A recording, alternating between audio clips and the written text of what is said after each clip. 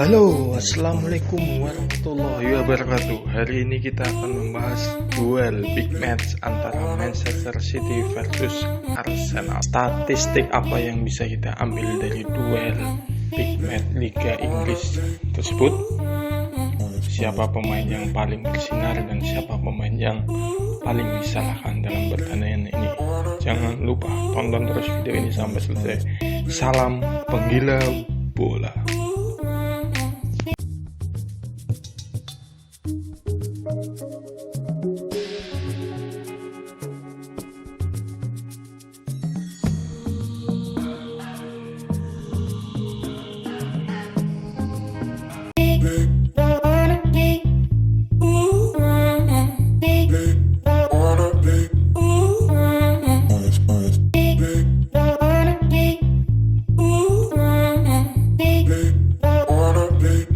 Halo, assalamualaikum warahmatullahi wabarakatuh. Manajer MU Ole Solskjaer memberikan pujian khusus pada David De Gea.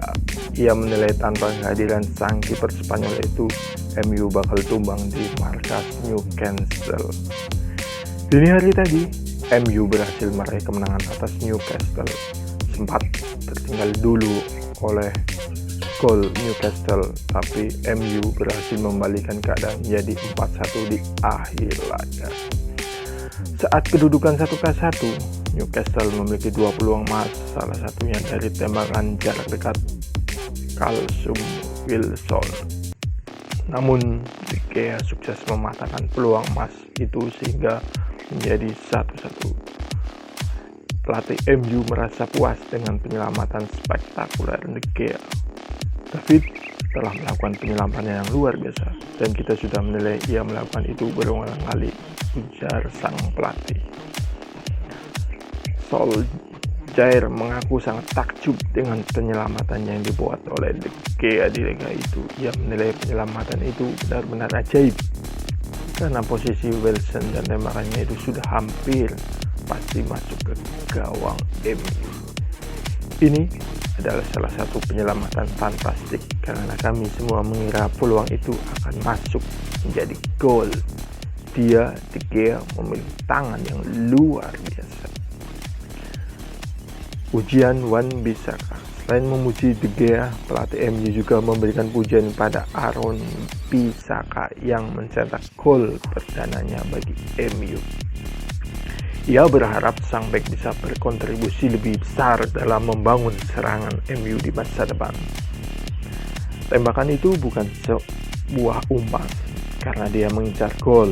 Kami ingin lebih banyak berada di area pertahanan lawan dan membuat beberapa pergerakan.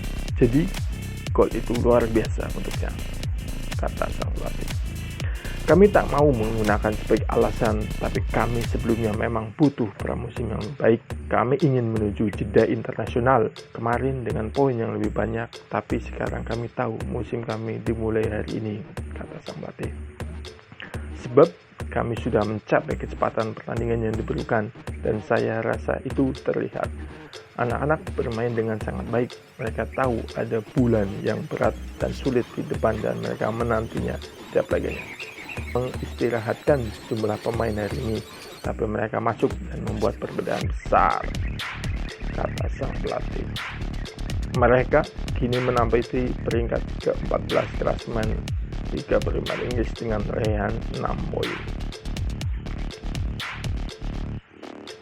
Selanjutnya, Manchester City meraih 3 poin di pekan kelima Premier League itu setelah mereka menang 1-0 atas Arsenal di Etihad Stadium Minggu. Raheem Sterling mencetak satu-satunya gol di pertandingan tersebut. Winger asal Inggris itu menjebol gawang Ben Leno pada menit ke-23. Dengan kemenangan ini City mengumpulkan 7 poin dari 4 pertandingan. Tim asuhan Josep Guardiola itu sekarang berada di peringkat ke-9. Ini merupakan kekalahan kedua yang dialami Arsenal dalam 5 laga pertandingan. The Gunners kini menghuni posisi 5 dengan 9 poin. Pelajaran apa yang bisa dipetik dari duel Manchester City versus Arsenal? Mari kita bahas satu persatu.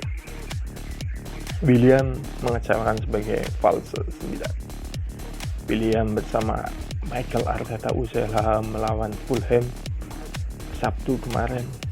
Willian tampil sejak menit awal saat melawan Manchester City. Mikel Arteta memainkan Willian sebagai false 9 dengan Pierre-Emerick Aubameyang berada di sebelahnya. Menilai dari kinerja pemain Brazil secara keseluruhan, bisa dikatakan bahwa keputusan Arteta tidak membuahkan hasil yang memuaskan. Willian tidak menawarkan ancaman yang berarti di lini depan. Ini adalah eksperimen dari Arteta sang pelatih yang tidak ingin dilihat penggemar Arsenal lain. Yang kedua, Aguero akhirnya kembali merumput.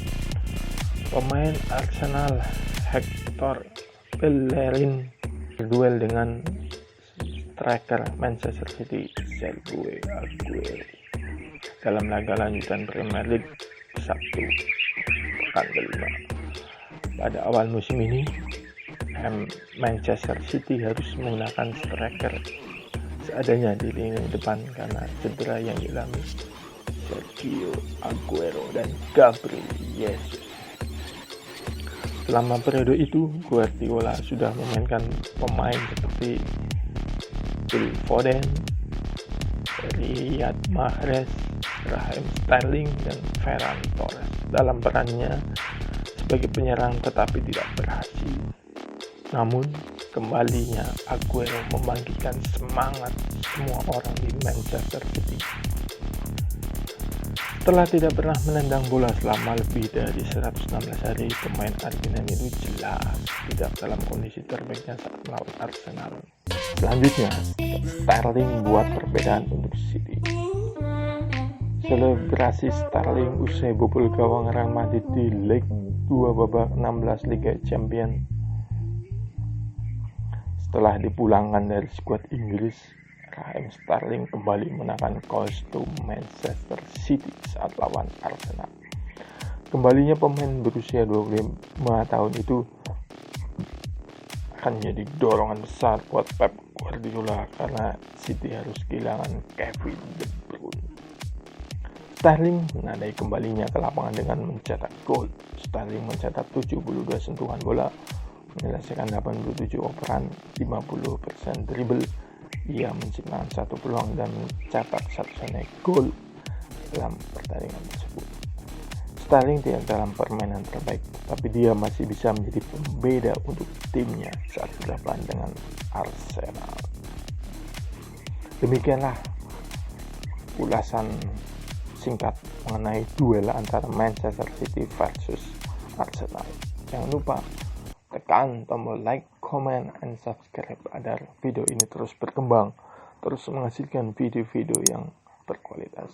Salam penggila